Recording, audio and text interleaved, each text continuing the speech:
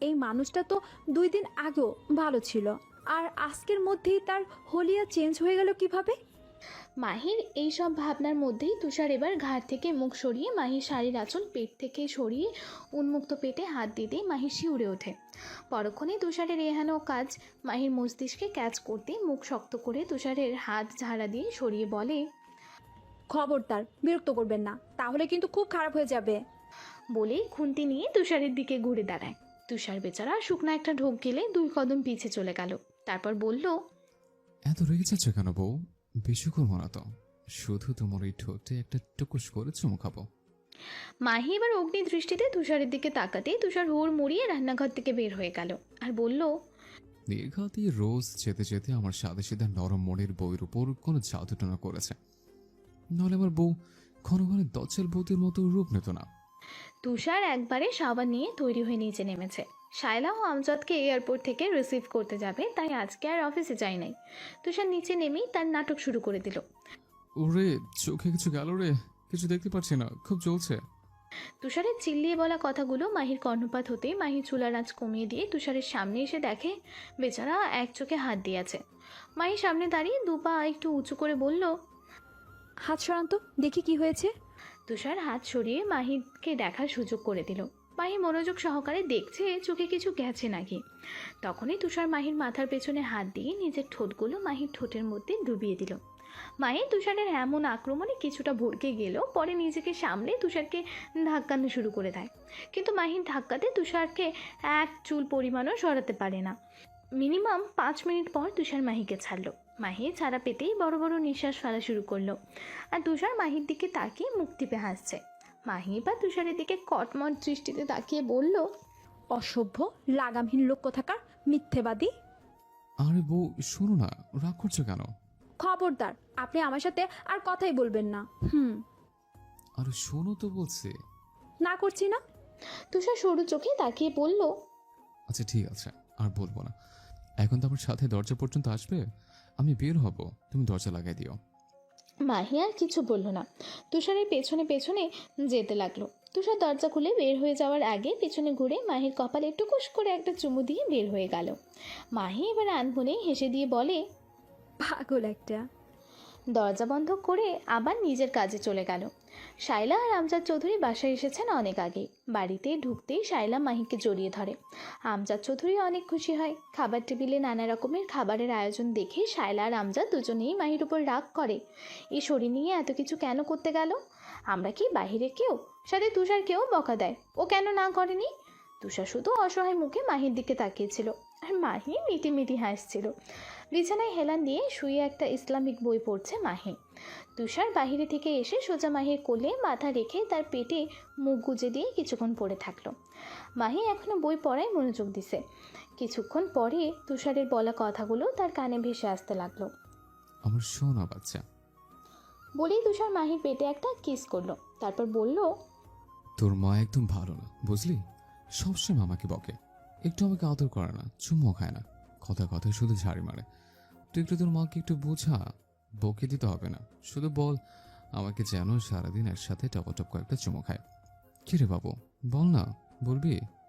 মাহি তুষারের এইসব কথা শুনে বইটা হাত থেকে নিচে রেখে তুষারের দিকে গোল গোল চোখে তাকিয়ে আছে। তারপর আর এক হাত নিয়ে তুষারের কপালে আর গলায় হাত দিয়ে দেখল, না, শরীরের তাপমাত্রা তো ঠিকই আছে। তুষার চোখ মুখ কুঁচকে বলল, কি হয়েছে? মাহি এখনো তুষারের দিকে আগের মতো তাকিয়ে থেকে বলল, আপনি কি অসুস্থ? আমাকে সারাদিন ধরে কী সব করছেন আর বলছেন? তুষার এবার মুখ দিয়ে চ উচ্চারিত শব্দ করে বলল, আনরোম্যান্টিক বউ একটা, আমার এত সুন্দর চুমু খাওয়ার মুডে আমাকে অসুস্থ রোগী বানাই দিছে। মাহি এবার তুষারকে ধাক্কা দিয়ে সরিয়ে তারপর কাটকাট গলায় বলল, অসভ্য ফাজিল লোক, আর একটা ফালতু কথা বললে খারাপ হয়ে যাবে, সরুন আমার চোখের সামনে থেকে। এর মধ্যেই নিচ থেকে শায়লা তুষার আর মাহি বলে হাঁক ছাড়তে লাগলো। তারপর দুজনই রুম থেকে বের হতে লাগলো।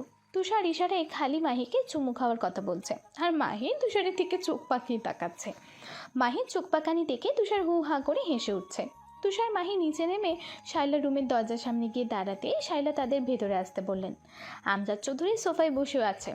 তুষারও গিয়ে তার বাবার পাশে বসলো। শায়লা মাহিকে ধরে তার পাশে নিয়ে বসালো। সিঙ্গাপুর থেকে আনা কিছু সামগ্রী তুষার আর মাহিকে দিল। তারপর টুকটাক আরও নানা বিষয়ে মাহির সাথে কথা বলল শায়লা। আর আমজাদ চৌধুরী ব্যবসায়িক বিষয়ে তুষারের সাথে কথা বলল। তারপর মাহি আর তুষারই তাদের জিনিস নিয়ে রুম থেকে বের হয়ে গেল হাসতে হাসতে।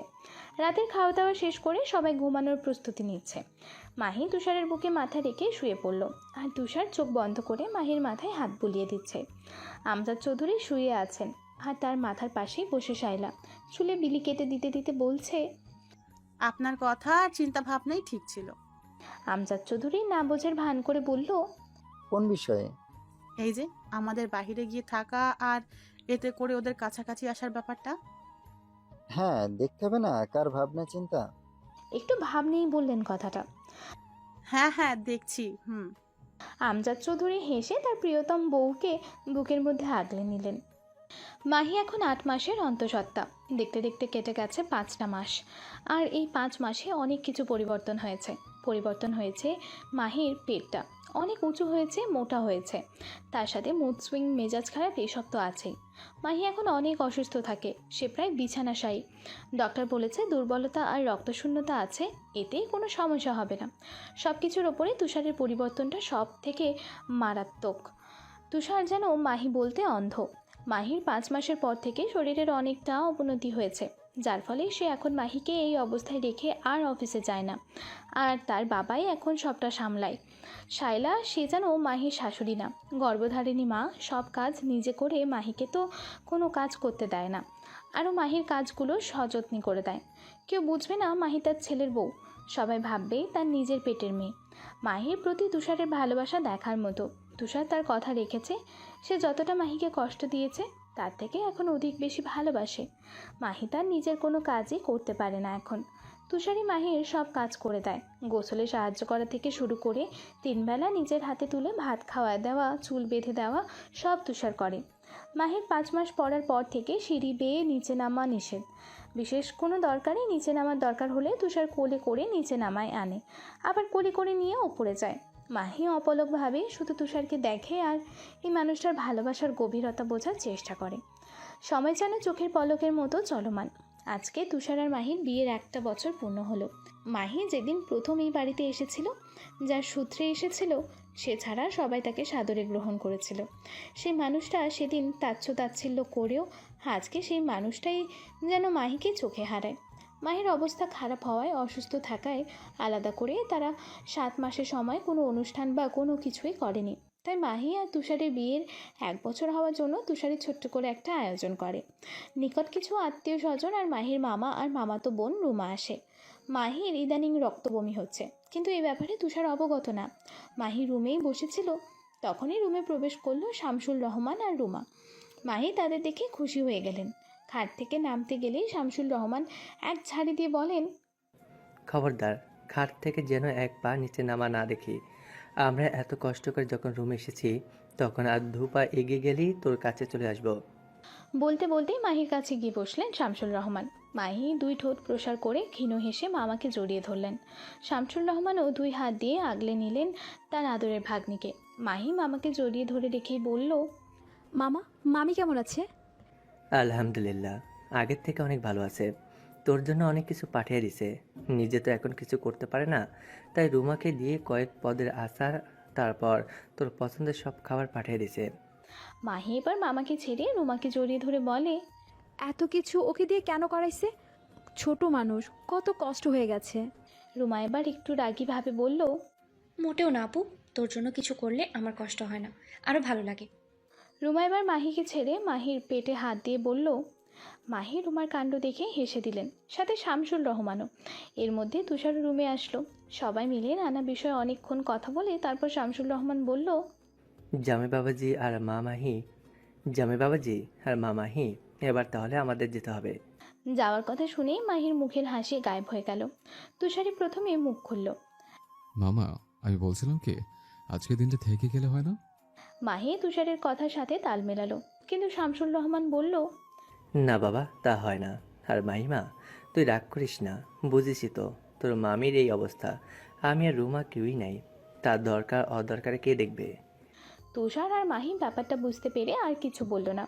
শামসুর রহমান যাওয়ার আগেই মাহির মাথায় হাত রেখে বলে গেল। সুখী হ মা। মাহি রুমাকে জড়িয়ে ধরে বলল। সাবধানে থাকবি, মামা মামির খেয়াল রাখবি।